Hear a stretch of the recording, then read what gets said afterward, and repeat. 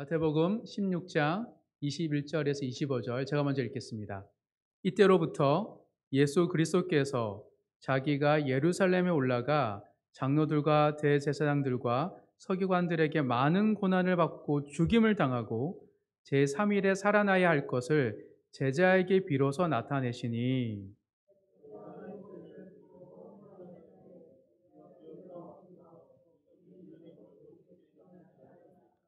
예수께서 돌이키시며 베드로에게 이르시되 사탄아 내 뒤로 물러가라.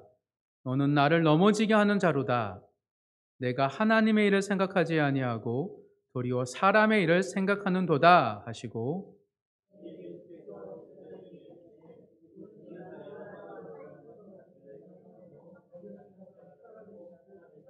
다 같이 읽겠습니다.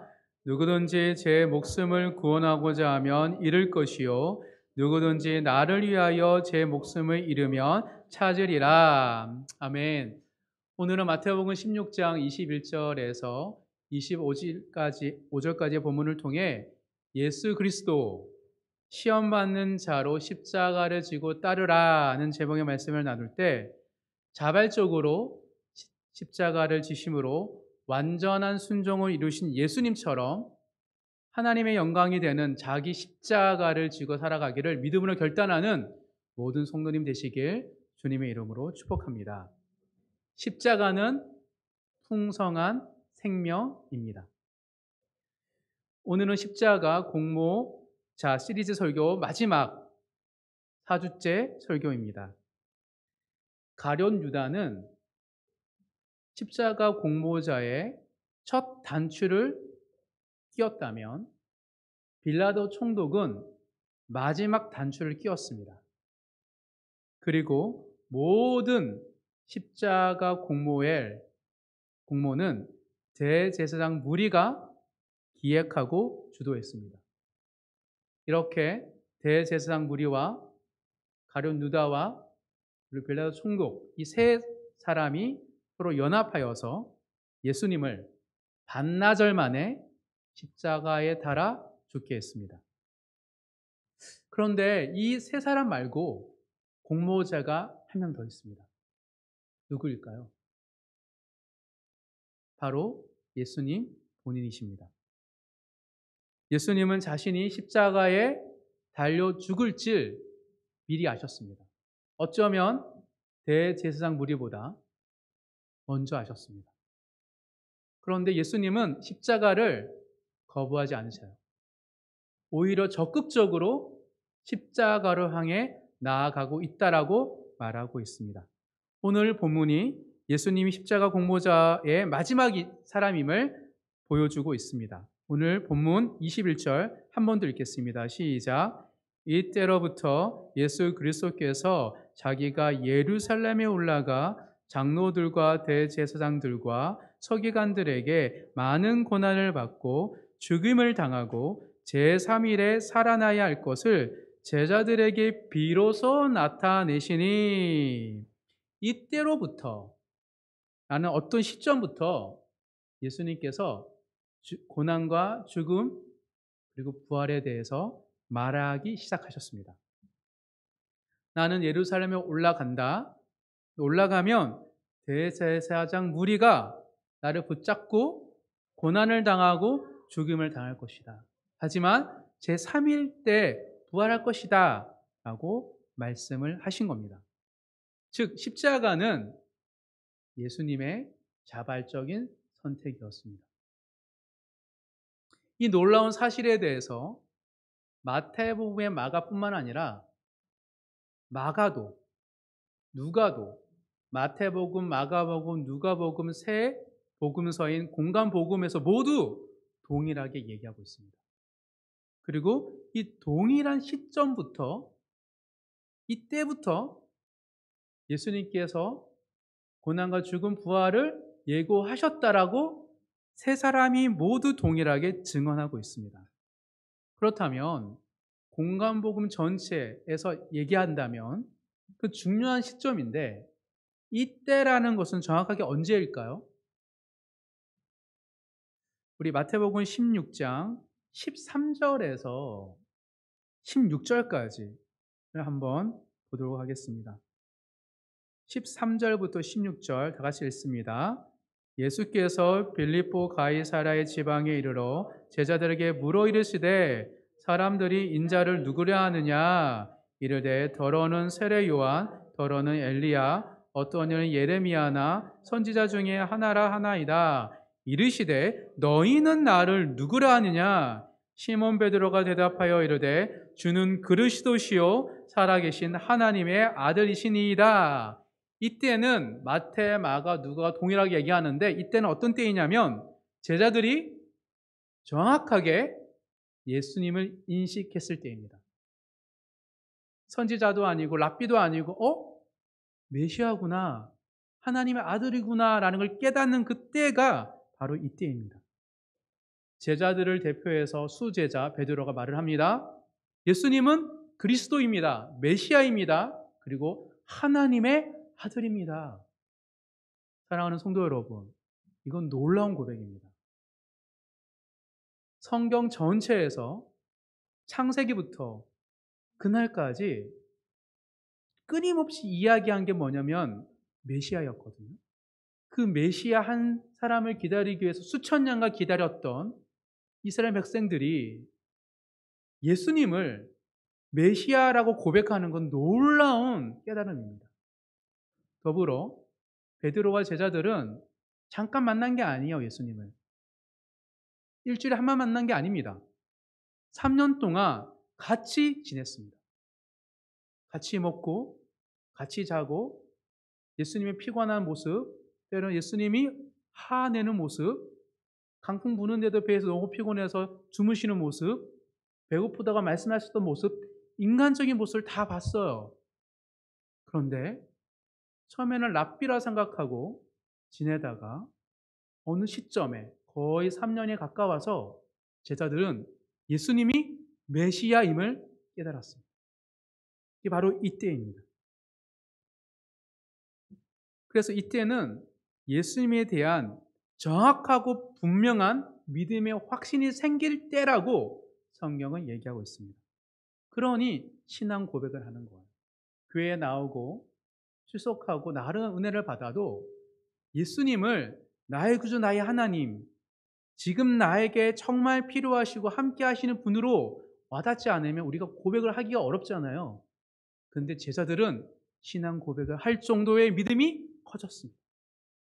그리고 이때는 어떤 때이냐면 신앙 고백을 딱 하니까 더불어 예수님께서 어떤 말을 들었습니까? 바로 엄청난 선물을 약속받았습니다. 즉 베드로의 신앙 고백 이후에 교회를 세우겠다, 천국의 열쇠를 주겠다라는 엄청난 약속을 받았을 때가 이때입니다. 이어서 17절부터 20절까지 4절 읽겠습니다. 예수께서 대답하여 이르시되 바요나 시몬아 내가 복이 있도다. 이를 내게 알게 하니는 혈육이 아니요 하늘에 계신 내 아버지이시니라. 또 내가 내게 이르노니 너는 베드로라. 내가 이 반석 위에 내 교회를 세우리니 음부의 권세가 이기지 못하리라. 내가 천국 열쇠를 내게 주리니 내가 땅에서 무엇이든지 매면 하늘에서도 맬 것이요 내가 땅에서 무엇이든지 풀면 하늘에서도 풀리리라 하시고 이에 제자들에게 경고하사 자기가 그리스도인 것을 아무에게도 이르지 말라 하시니라.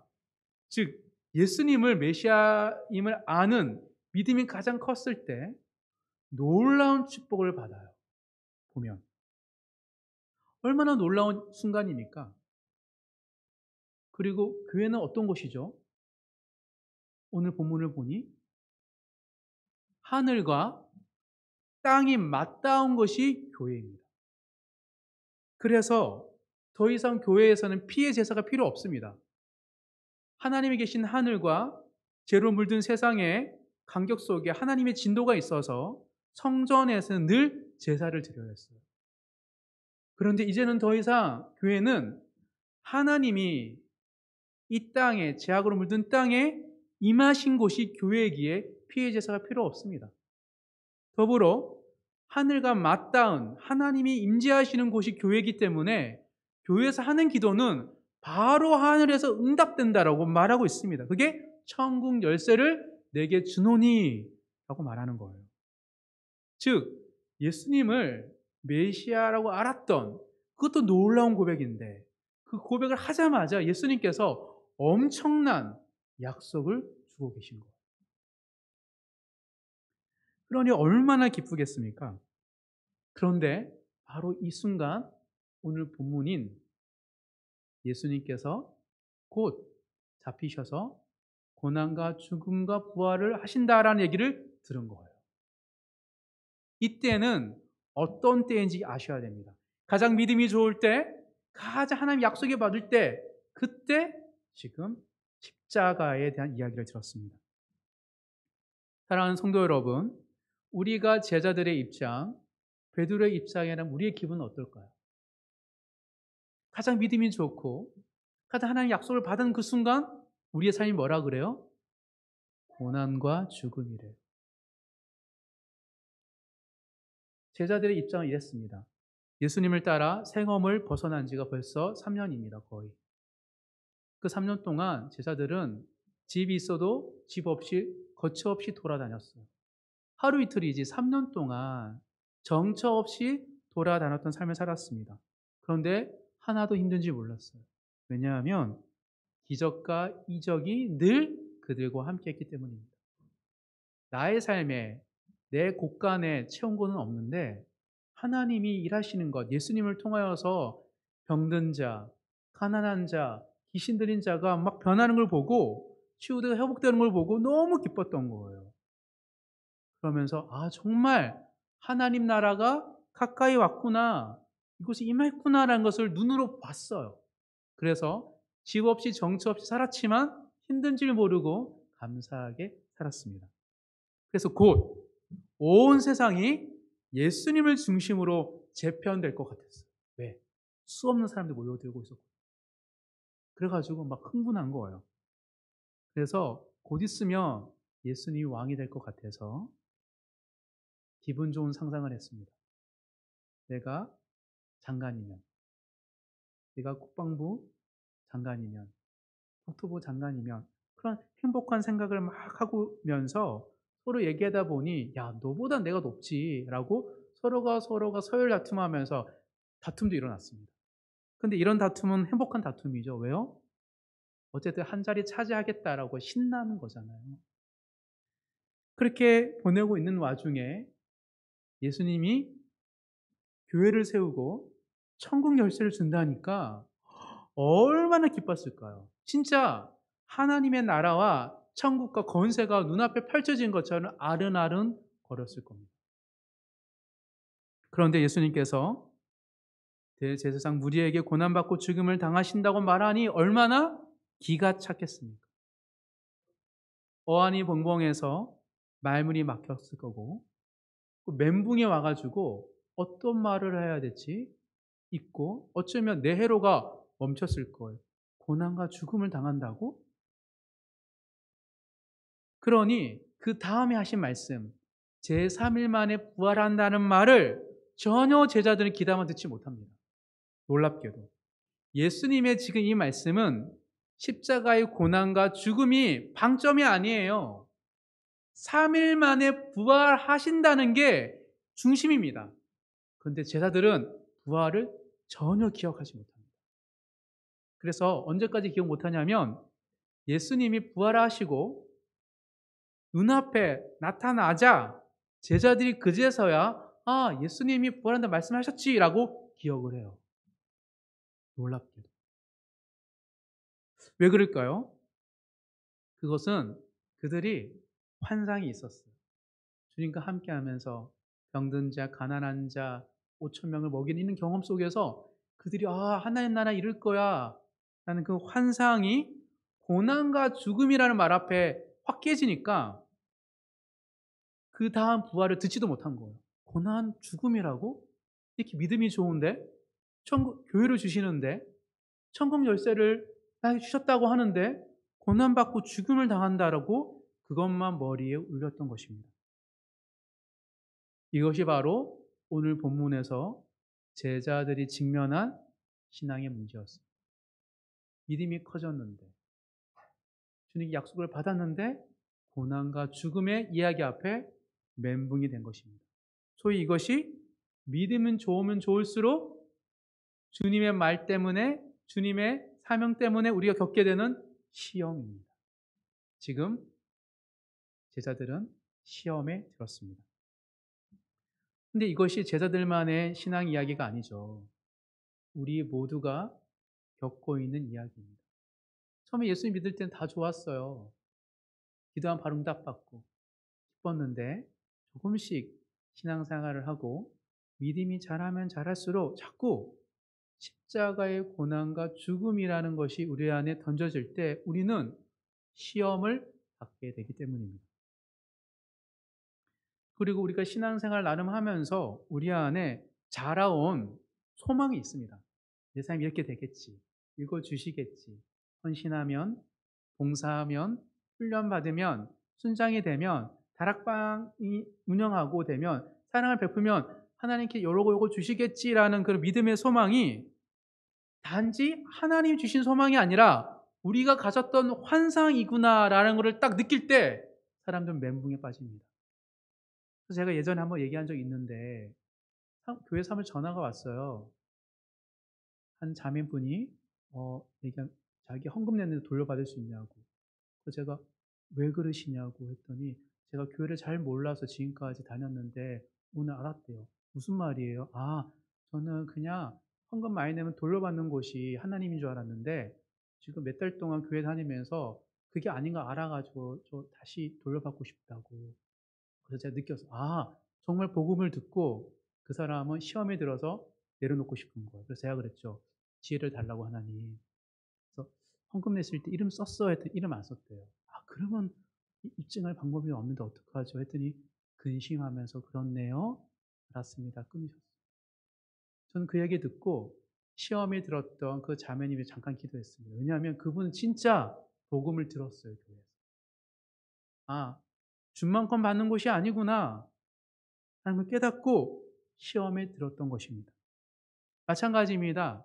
모든 사람은 믿음이 자라면 자랄수록 시험에 들게 되어 있습니다. 시험을 받습니다. 우리가 원하는 인생길과 주님이 우리를 향하여 계획하신 길이 다름을 깨달을 때 멘붕에 빠져 서게 됩니다.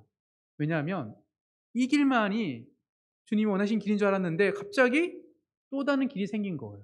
즉 갈림길에 섰을 때 이쪽으로 가야 될지 이쪽으로 가야 될지 고민하는 것이 바로 신앙이기 때문입니다. 그런데 그 순간순간마다 우리는 시험에 들고 시험 받는다 하지만 뒤돌아보면 어떠세요? 은혜였다고 합니다. 그 시절을 지나며 아, 그것이 은혜였구나. 그런데 그 순간만은 시험이에요. 오늘 본문은 십자가의 예고를 듣고 시험받은 베드로의 반응과 이에 대한 예수님의 해석과 대안이 담긴 본문의 말씀입니다. 오늘 본문을 통해 신앙생활을 하면서 늘 갈림길에 선 것처럼 느껴지는 수많은 신앙의 시험 앞에서 헛된 길이 아니라 십자가의 길로 담대히 나아가는데 도전이 되는 말씀 되기를 주님 이름으로 축복합니다. 이 시험이 들었던 베드로, 그 베드로는 어떻게 예수님께 반응하고 있습니까? 22절입니다. 오늘 본문 22절. 이것이 우리 모두의 반응인데요. 한번 읽겠습니다. 시작. 베드로가 예수를 붙들고 항변하여 이르되 주여 그리 마옵소서 이 일이 결코 주께 미치지 아니하리이다. 베드로는 적극적으로 항변한다고 성경 기록하고 있습니다. 항변하다라는 단어는 헬라어로 에피티마오라는 단어입니다. 헬라어로. 이 에피티마오는 꾸짖다, 항변하다, 질책하다는 단어인데 마태가 이 에피티마오를 마태복음 전체에서 한 4번 정도 사용했거든요. 언제 사용했는지를 보면 지금 베드로가 예수님께 하는 이 항변이 어떤 것인지 알 수 있어요. 마태복음에서는 에피티마오를 이렇게 사용했습니다. 마태가 바람과 바다를 꾸짖으시다라고 할 때 에피티마오 꾸짖는 거예요. 예수님께서 바람과 바다를 꾸짖는 거예요. 자기를 나타내지 말라 경고하셨으니 에피티마오. 예수께서 꾸짖으시니 귀신이 나가고 귀신을 꾸짖을 때 에피티마오. 무리를 꾸짖어 잠잠하라 할 때 에피티마오예요. 즉 에피티마오는 권위 있는 자가 자기 권위 아래에 있는 권세 아래에 있는 대상을 향해서 하는 말이에요.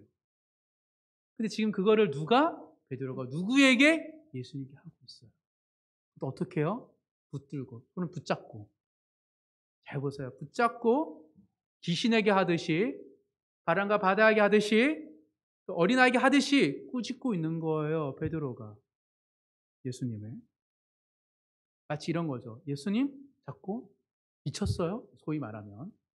정신 차리세요. 지금까지 잘 해오셨잖아요. 그리는 없을 거예요. 그런 생각을 고쳐먹으세요. 제가 막아드릴게요. 이런 태도와 자세로 지금 베드로가 예수님을 붙들고 꾸짖고 있습니다. 우리도 베드로처럼 이렇게 항변하듯이 주님께 기도할 때가 종종 있습니다. 아마 다 있으실 거예요. 주님, 이러시면 안 됩니다. 믿음이 클수록 축복과 성공 그리고 영광의 자리가 보장되어야 합니다. 믿음이 커졌는데 헌신했는데 고난받고 죽음을 당한다니요. 아니 주님께서 교회를 세우신다 했잖아요 방금. 우리의 고백 위에. 아니 교회를 세우신다고 하셔놓고 이렇게 하면 어떻게 교회가 세워지겠습니까? 세상에 예수님을 모르는 사람이 이토록 많은데 고난과 죽음의 종교를 누가 믿겠습니까? 그러니 지금까지 불쌍한 사람들을 돌보시고 치유하시고 고치셨던 것처럼 그걸 계속하세요. 우리가 나머지는 알아서 하겠습니다. 세상의 구원자이신 예수님과 하나님의 교회는 절대 고난받고 죽임당하는 업신여김을 당하지 않아야 됩니다. 따라서 십자가의 고난과 죽음은 우리랑 맞지 않습니다. 라고 말을 하고 기도할 때가 참 많은 것 같습니다. 베드로도 지금 예수님의 말씀에 시험 들어 그렇게 항변하고 있는 거예요. 그래서 많은 그리스도인들이 주님의 십자가의 고난과 죽음을 나도 들을까봐 두려워서 믿음이 자라가는 것을 꺼려합니다. 생각보다 교회에는 예수 믿는 건 참 좋은데 믿음이 자라는 걸 원치 않아요, 성도들이. 그래서 썬데이 크리스찬으로 머물기를 원해요. 예배만 드리기를, 적당하게 예수 믿기를. 그것이 모든 사람들의 공통적인 마음이에요. 왜? 고난과 죽음은 너무 어렵거든요. 그래서 적당히 믿고 싶어 합니다. 누구보다 우리의 이 마음을 예수님께서 잘 아셨어요. 베드로의 마음과 우리의 마음을. 그래서 이런 우리의 신앙의 모습을 보고 예수님께서 뭐라고 말씀하실 것 같으세요? 23절입니다. 이렇게 말씀하십니다. 23절 읽겠습니다. 예수께서 돌이키시며 베드로에게 이르시되 사탄아 내 뒤로 물러가라. 너는 나를 넘어지게 하는 자로다. 내가 하나님 일을 생각하지 아니하고 도리어 사람의 일을 생각하는도다 하시고 정말 충격적인 말씀하셨습니다. 제자들이 3년 동안 예수님께 이런 말 들은 적이 없어요. 서로 다툼할 때도. 서로가 실수할 때 예수님 이렇게 반응한 적이 없거든요. 그런데 예수님께서 사탄아 내 뒤로 물러가라라고 말하고 계십니다. 방금 전까지 그렇게 사랑스럽게 베드로에게 제자들에게 말씀하셨던 예수님께서 지금은 엄청 엄한 눈빛으로 사탄아 내 뒤로 물러가라 라고 말씀하십니다. 베드로는 붙잡고 예수님 정신 차리세요 했다가 화들짝 놀라서 아마 교회를 세운다 그리고 천국 열쇠를 주겠다라는 때보다 더 크게 눈이 커져서 주님을 쳐다보고 있었을 것입니다. 지금 예수님께서 적당히 썬데이 크리스찬을 믿고 싶은 우리에게 어떻게 말씀하시냐면 사탄아 내 뒤로 물러가라라고 우리에게 하신다면 어떠실 것 같으세요? 저에게 우리에게 이렇게 말씀하신다면 정신 번쩍 들지 않을까요? 이보다 충격적인 예수의 말은 없을 것입니다. 근데 이 얘기를 언제 들었어요? 가장 믿음이 좋을 때. 가장 주님이 주신 약속을 받았을 때 이 얘기를 들었어요. 베드로와 제자들은 가장 믿음이 좋을 때 실족할 수 있었고, 가장 믿음이 좋다 생각할 때 영적으로 가장 취약했습니다. 자기가 사탄의 말을 하는지도 몰랐기 때문입니다. 적당하게 믿어도 될 정도로 우리의 믿음이 견고한 그 순간이 이 정도면 괜찮을 것 같아. 하나님께 주고받았던 우정과 은혜와 동행과 큐티 말씀과 하나님 주셨던 게 너무 많아서 이 정도 괜찮은 그 순간이 예수님께 뭐라 그러시냐면 사탄아 내 뒤로 물러가라라고 말씀하실 수 있는 순간이라고 오늘 본문에서는 얘기하고 있습니다.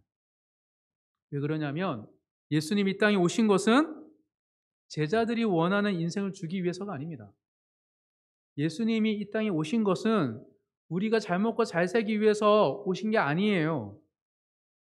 예수님이 이 땅에 오신 이유는 하나님이 원하시는 일을 이루시기 위해 오셨습니다. 그게 십자가의 길이었어요. 또한 우리가 하나님을 믿는 것은 하나님이 우리의 요술방망이가 되어 주시기 때문이 아닙니다. 기도 응답해 주시고 좋은 관계, 좋은 만남, 기도 응답해 주시니까 우리가 자꾸 요술방망이처럼 하나님을 생각할 때가 있어요. 우리가 믿는 것은 하나님이 우리에게 응답해 주셔서가 아니에요.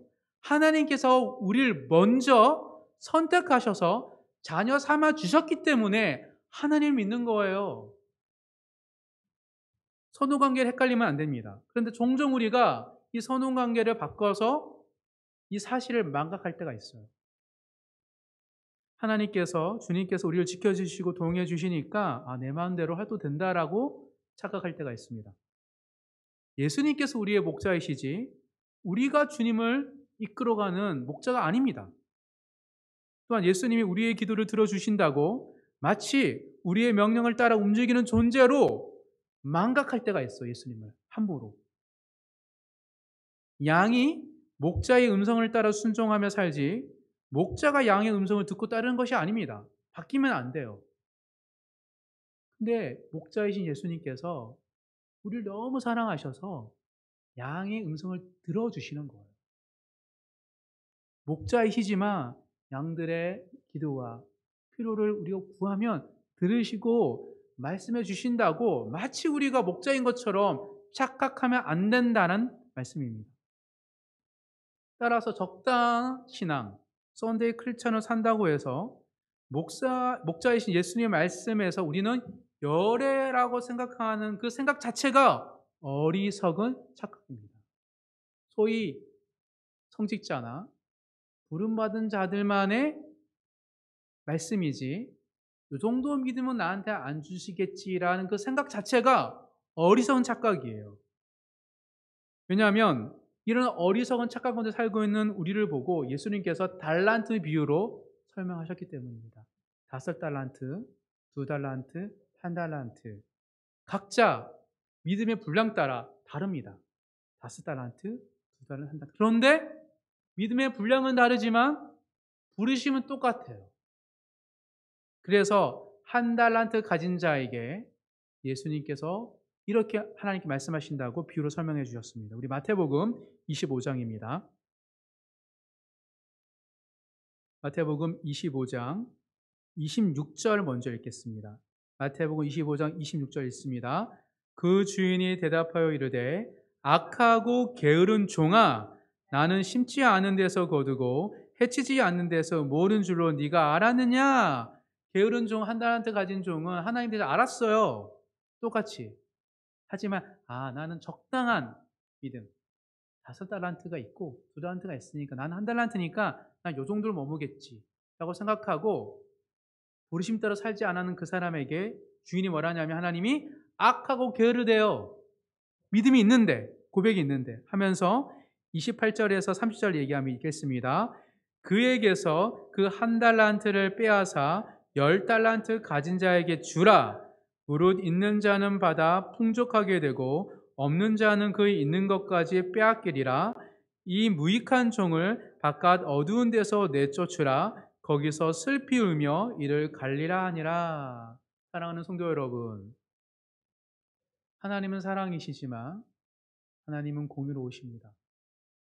때때로 하나님은 우리를 너무 사랑하셔서 사람의 매와 인생의 채찍으로 우리를 다루십니다.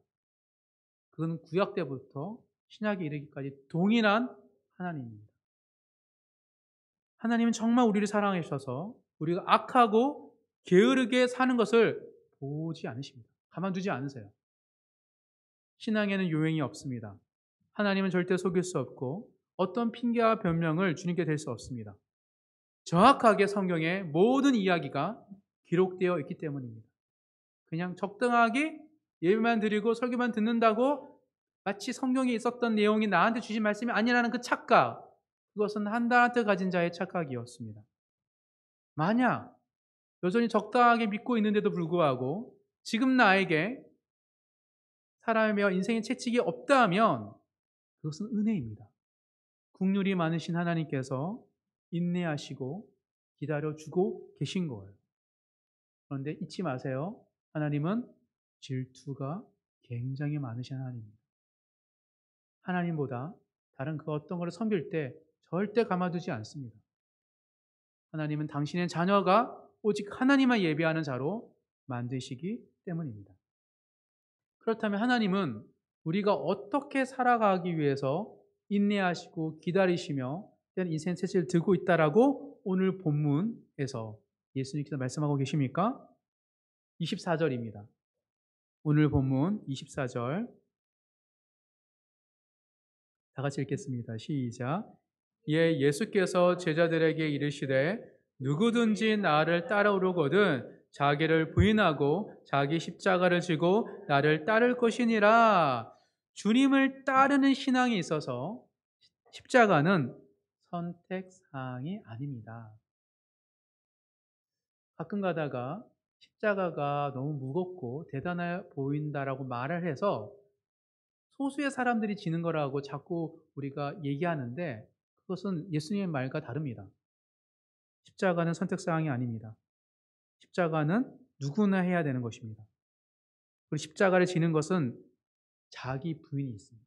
즉, 내가 걸어가고 있고, 예수님과 믿음 이렇게 걸어가겠지라는 내 삶의 예측과 환상이 있는데 또 다른 길이 생길 때 자기 부인은 뭐냐면 내 생각을 내려놓고 주님이 말씀하신 그 길로 가는 것, 그게 자기 부인입니다.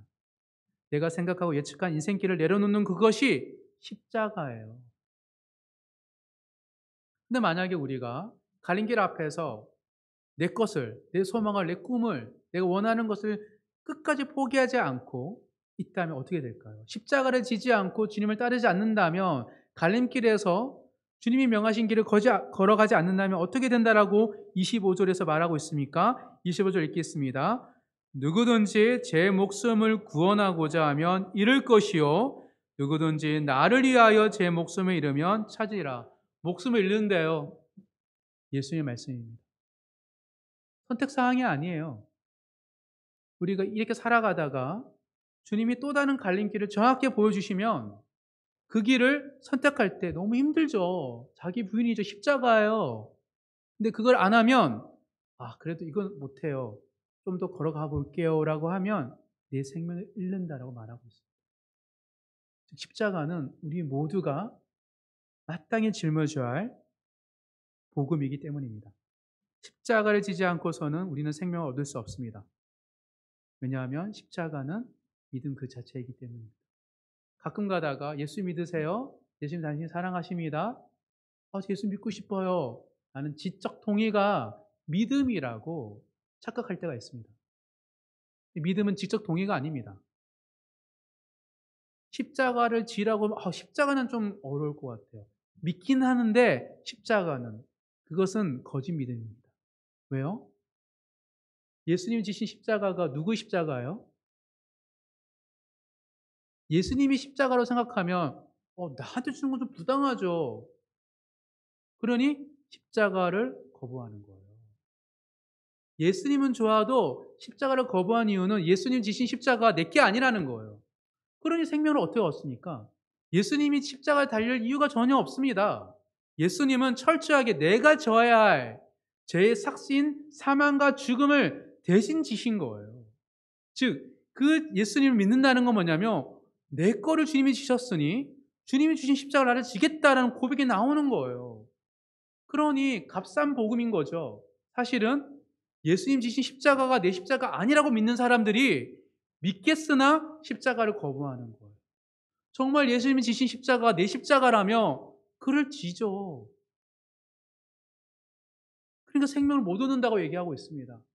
믿음이 그냥 전파되는 것 지적인 동의라고 생각하면 착각입니다. 예수님 우리에게 구원을 주시고자 어마어마한 고난과 아픔의 십자가를 우리를 대신하여 지셨기 때문입니다. 그것을 아셨던 예수님께서 십자가 없이는 구원이 없다라고 말하고 있는 것입니다. 사랑하는 성도 여러분, 이번 한 주 여러분은 어떤 십자가를 지셨나요? 십자가를 지지 않으면 생명이 없습니다. 왜 우리 안에 예수를 믿고 나서 은혜와 기쁨이 없습니까? 십자가를 안 져서 그래요. 저의 질문은 어떤 십자가를 지셨습니까? 라는 질문은 당신은 어떤 훌륭한 신앙인으로 살았습니까? 의 질문이 아닙니다. 훌륭한 사람이 신앙이 좋은 사람이 십자가를 지는 게 아니에요. 모두가 짊어지는 거예요. 즉, 당신은 이번 한 주 얼마나 구원의 감격 가운데 살았습니까? 의 질문이 십자가를 지셨습니까?의 질문입니다. 그래서 우리가 성도의 정체성은 십자가를 찾고 구하는 거예요. 하나님, 내가 이번 주 지어야 할 십자가 무엇입니까? 그것은 십자가를 통하여서 생명을 얻는 삶, 이게 바로 신자의 삶이기 때문입니다. 그래서 한 주 동안 우리의 질문이 바뀌어야 돼요. 순종할 게 무엇입니까? 주님, 내가 이런 생각이 있는데요. 갈림길이 있다면, 하나님 또 다른 길이 있다면 빨리 발견하게 해주세요. 그를 선택하겠습니다. 하나님 원하신 십자가 무엇이죠? 찾겠습니다. 그것이 제가 살고 생명을 얻을 길이기 때문입니다. 그것이 우리가 매주 동안 찾아야 할 거예요. 우리의 현실적인 필요를 위해서 기도해야 되지만 어린아이처럼 생명을 얻기 위해서는 십자가를 찾고 십자가를 짊어져야 되는 것을 구하셔야 되는 거예요. 그렇게 한 주 동안 우리의 필요뿐만 아니라 십자가를 찾고 구하고 살아가시는 모든 성도님 되시길 주님 이름으로 축복합니다. 그런데 이렇게 십자가를 진짜 지려고 해보잖아요. 만만치 않습니다. 두렵기도 하고 억울하기도 하고 이렇게 살아야지 전망이 보이는데 이 길을 한 번도 생각 안 해봤거든요. 캄캄해요. 두렵습니다. 그래서 늘 시험에 찾아옵니다. 너 그거 선택하면 안 돼. 가난해질걸? 도태당할걸? 아무것도 못 이룰걸? 그런 시험이 계속 찾아옵니다. 그래서 성도의 정체성은 시험 받는 자입니다. 시험이 든다는 것과 시험 받는 건 달라요. 시험을 받아도 시험에 들지 않을 수 있어요. 하지만 십자가의 길을 걸려 하잖아요. 끊임없이 시험을 받게 되어 있습니다. 그래서 때때로 우리는 자꾸 십자가를 지려고 하고 그리스도인답게 살려고 하다 보면 힘드니까 시험을 받으니까 가룟 유다처럼 현실적인 욕망으로 악인들의 꾀를 따릅니다. 또는 대제사장들처럼 대중적 인기와 명예를 위해서 죄인들의 길에 서기도 합니다. 그리고 빌라도 총독처럼 권력을 위해 양심을 팔아가면서 오만한 자리에 어떻게든 앉아보려고 바둥바둥 거릴 때가 있습니다. 우리도. 그래서 자주 십자가를 지는 것을 실패하게 됩니다. 그리고 이런 것들이 자꾸 실패하고 십자가를 지면 시험 자꾸 받으니까 지쳐요. 그래서 적당히 예수를 믿는 거예요. 생각보다 초신자들이 적당히 안 믿습니다, 여러분. 초신자 교육하잖아요. 정말 열심히 믿습니다. 근데 대다수 모태신앙이나 나름 젊었을 때 헌신했던 사람들은요, 장막을 딱 쳐요. 다 안 돼요. 그러면서 적당히 예수를 믿으려고 합니다. 왜요? 십자가에 짊어지는 사람이 얼마나 시험을 받는지 알기 때문입니다. 그런데 그렇게 살려면 어떻게 됩니까? 결국 고난 없는 십자가, 고난 없는 영광, 십자가 없는 구원을 요구하며 살아가는 아주 가벼운 신앙인으로 바꾸어집니다. 그래서 가벼워지니까 신앙이 작은 비바람에도 바람에도 휘청휘청해요. 그 젊었을 때 믿음이 있을 때는 웬만하면 경고가 흔들리지 않았는데 이제는 조금의 세상의 바람 앞에서 이리저리 흔들리는 얕은 믿음의 사람으로 바뀌어가는 것입니다. 그것은 딱 하나예요. 십자가를 지는 것이 얼마나 시험 받는지를 잘 알기 때문에 그걸 회피하고 싶은 것입니다. 그런데 그럴 때마다 예수님을 바라보셔야 됩니다. 왜요? 예수님은 우리랑 똑같이 시험을 당하셨지만 시험을 다 이겨내셨기 때문입니다. 예수님은 인간의 몸으로 오셨기 때문에 우리가 시험 당하는 것이 얼마나 힘들고 어려운지 잘 아세요. 그런데 보여주셨습니다. 모든 시험을 이기는 방법을. 예수님께서는 십자가에 달려 죽는 이 공생에 시작할 때 40일 금식하세요. 그리고 광야에서 사단에게 세 가지의 시험을 당하십니다. 첫 번째 시험은 무엇입니까? 현실적인 필요의 시험입니다. 가룟 유다가 넘어진 것. 두 번째 시험은 대중적 인기에 대한 시험이었습니다. 대제사장들이 넘어진 것. 세 번째 시험은 예수님이 당하신 것은 세상의 권력이었습니다. 빌라도 총독이 넘어진 것. 그 세 가지 시험을 능히 다 이겨내셨기 때문입니다. 배고픈 예수님에게 첫 번째 시험입니다. 사탄이 말합니다. 네가 만일 배가 고파야 40일 금식했으니 네가 만일 하나님의 아들이거든 명하여 이 돌들을 떡덩이 되게 하라. 사단이 속삭이는 거예요. 근데 왜 이게 시험입니까? 예수님은 오병이어 기적 일으켰어요. 예수님은 가나 혼인잔치에서 포도주를 물로 포도주 바꾸셨어요. 돌로 떡을 만드는 거나 왜 그것이 시험입니까? 사단이 말하고 있잖아요. 사단이 현실의 필요를 얻고 속삭여요. 빨리 바꿔. 너 할 수 있잖아. 하면 어떻게 돼요? 사단의 명령에 따르는 존재가 되는 것입니다.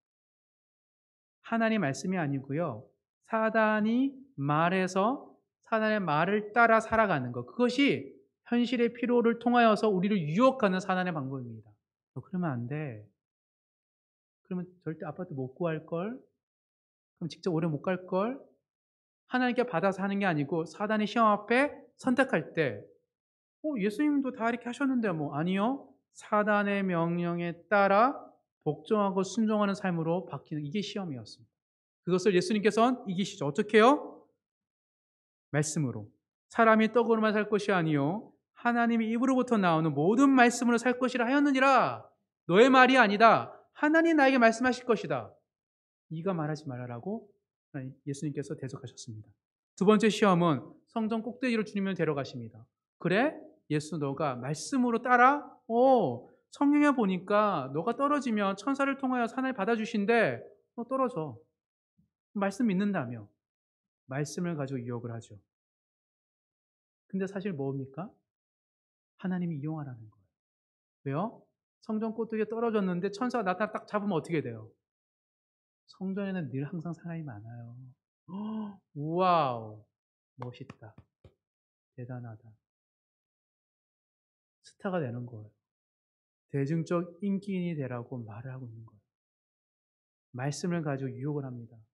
멋있는 목사, 멋있는 성도, 순종하는 삶을 통하여서 너 세상에 하나님 너와 함께 하셨을 때 어떤 일이 펼쳐지는지 보여줘! 라고 하나님의 말씀을 이용하는 자로 유혹하는 것이죠. 이게 대중적 인기를 가지고 유혹하는 겁니다. 예수님께서 동일하게 뭐라고 말씀하십니까? 주 너의 하나님을 시험하지 말라 하였느니라.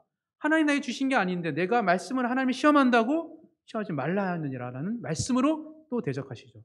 마지막 세 번째 시험도 똑같이 말씀을 이기십니다.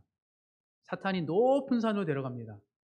이 세상을 보여주면서 나에게 절하면 세상을 주겠다고 권세를 주겠다는 거예요. 그때 예수님께서 마지막 이렇게 얘기하시죠. 주 너희 하나님을 경배하고 다만 그를 섬기라 하였느니라.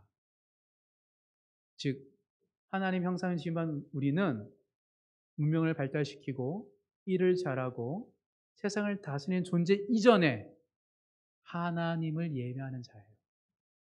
사단은 유혹합니다. 하나님 예배보다 세상을 다스리는 게 먼저라고. 아니, 예수님도 그러십니다. 하나님을 예배한다. 그럴 때 사단이 떠나갑니다. 이렇게 예수님께서는 첫 번째 시험, 두 번째 시험, 세 번째 시험을 통해서 능히 그것을 이겨내셨습니다. 예수님도 우리와 동일하게 시험 받는 자이지만 시험에 빠지지 않고 시험에 이기셨던 것처럼 시험에 빠져들 때마다 주님께 구하세요. 주님을 바라보세요. 주님께서 우리에게 힘을 주시고 다시 용기를 북돋아 주시기 때문입니다. 따라서 우리는 시험을 받는 것을 두려워할 필요가 없습니다. 우리 주님께서도 우리와 동일하게 시험을 받으셨기 때문입니다. 또한 시험에 빠져 실족하더라도 절대 절망할 필요가 없습니다.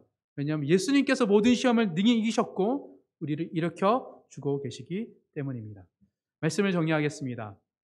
사랑하는 성도 여러분, 십자가는 고난과 죽음이 아니에요. 우리가 지금 환상이 있어서 고난과 죽음만 들었지 실상은 3일 만에 부활하신다는 그 말이 십자가의 영광입니다. 예수님은 죽으려고 예고하신 게 아닙니다. 부활의 영광에 동참하려고 우리에게 십자가를 지라고 얘기하세요. 어린아이가 성인이 되기까지 얼마나 큰 성장통을 겪게 됩니까? 키가 자라고 장기가 커질 때마다 밤마다 아파요, 몸이. 근데 우리의 영혼이 한 예수님을 닮아가는데 얼마나 어떤 성장통을 겪게 될 것 같습니까? 그 십자가의 고난이에요.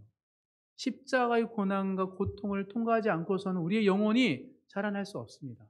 늘 시험을 받지만 우리가 실족하지만 또 이겨설 수 있는 그 힘은 바로 부활의 영광에 있기 때문입니다. 끊임없이 십자가를 따라 살아감으로 말미암아 예수님을 닮아가는 하나님의 자녀가 되는 모든 성도님 되시길 주님의 이름으로 축복합니다.